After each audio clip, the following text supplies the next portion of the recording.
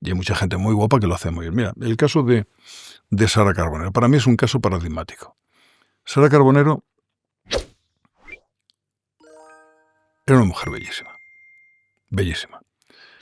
Yo la veía todos los días, cuando yo estaba haciendo el informativo, la veía que estaba en La Sexta haciendo deportes.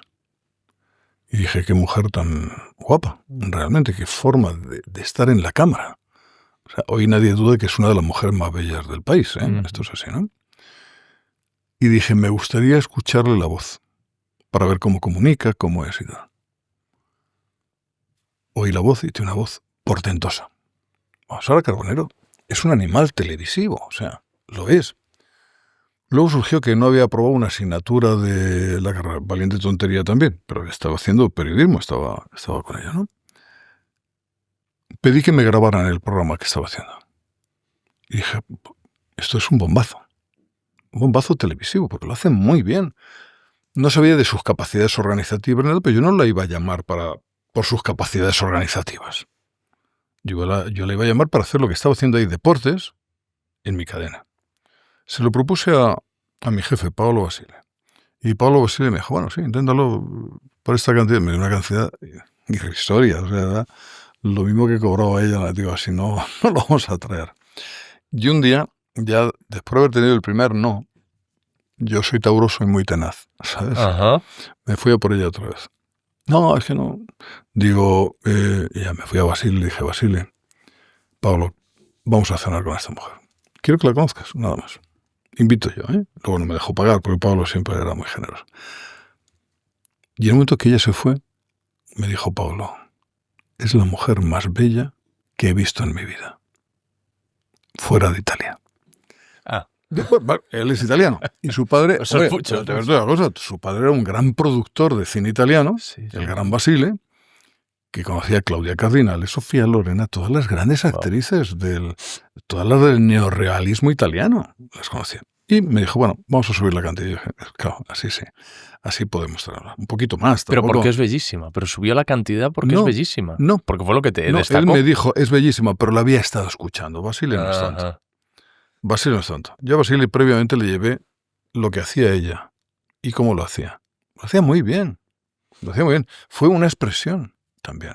Es decir, ahí se conjugaban las dos cosas. Lo digo lo de bellísima por una razón, porque fue lo que peor le vino a ella.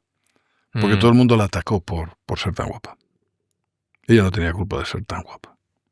A mí me parece una bendición. Como persona también, ¿no? Pero sí que la hizo apocada, ¿no? La hizo tímida en sus relaciones con la gente, ¿no? Pero yo creo que era una profesional extraordinaria.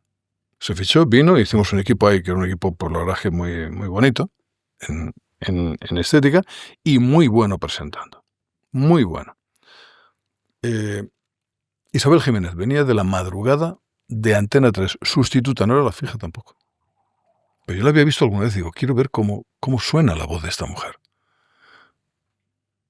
Vamos, se lo enseñé incluso a compañeros, a mi mujer, le enseñaba la imagen y digo, mirad esta chica. Y está perdida ahí en la noche. No puede ser. Y entonces hablamos con ella, mandé a mi subdirectora que le hiciera un test prácticamente de conocimiento. Le dijo, oye, excepcional, ¿eh? Tía, periodista, sabe. En ese momento además había ido en ese momento no, posteriormente, porque no fue fácil ficharla. No es fácil traer a la gente, ¿no? Había estado cubriendo lo del el terremoto con maremoto y tal en Japón, el Fukushima, y el volcán. Y lo hizo bien. Y yo con todas aquellas armas, pues me propuse. Luego le encargué a otra persona que hiciera el fichaje, ¿no? Que pues yo no quería aparecer haciendo fichajes y mal encarándome con todos los directivos de España, ¿no? ¿Sabes? Sí. No quería. Y lo hicimos, la trajimos y dije, bueno, pues esto que sepas que es... no, si yo ya sabía que querías hablar conmigo hace tiempo, porque me lo habían dicho otras personas. Digo, sí. Y formamos un equipo que la puesta en escena, yo creo que no había mejor equipo, por volver al aspecto, que este. David Cantero, Isabel Jiménez, Sara Carbonero. ¿Hay quién de más?